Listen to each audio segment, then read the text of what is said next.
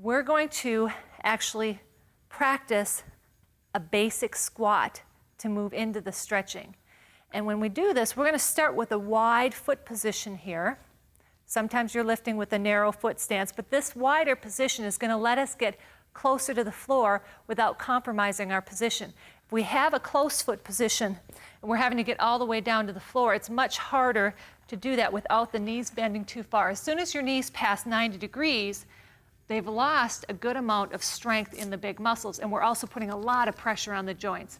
Also, if our feet are coming up off the floor, we've lost some stability as well. So that wide foot position is going to allow us the ability to get down to the floor without getting past a 90-degree bend, without our knees passing our toes, and using the big muscles all the way through. Now with Erica, we're going to practice that same movement, and I'm going to have all of you stand up and go through the movements with us.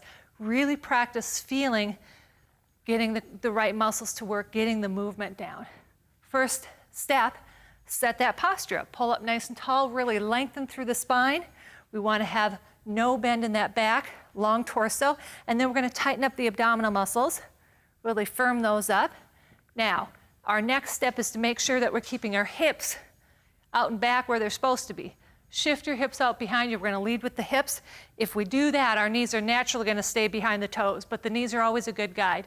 The knees come in front of the toes, we're not moving correctly, okay? So you're shifting your hips out behind you, slowly coming down, keeping the hips behind you all the way. Now we're making this movement small to start with. Now, when you come up, tighten your butt muscles to make that movement start. If we don't use the muscles first, then what we'll get is somewhat of a load in our back before the big muscles kick in. That's not what we're looking for. Let's pull up tall again. Keep your chin and chest lifted. Stick your butt out behind you. Come down, one little bit at a time. Tighten up the butt muscles. Use those muscles to pull you up. A couple of other things we need to take a look at is the position of the knees as we go down. We really want to make sure we're keeping the hip bones and knees and toes all pointed forward. If we've got, and that the knees are basically lined up with the toes. If we've got our toes forward and our knees are coming out like this, that's going to cause unnatural pressure, unnecessary pressure on the knees. It really is going to screw up our body mechanics all the way through. So as we come down, we want to keep those knees facing forward. We're also going to want to make sure that as we move, we keep our foot position facing forward and our toes lined up. Right now, Erica's toes are lined up very nicely. If we had a straight line on the floor, those toes would both be on that front line.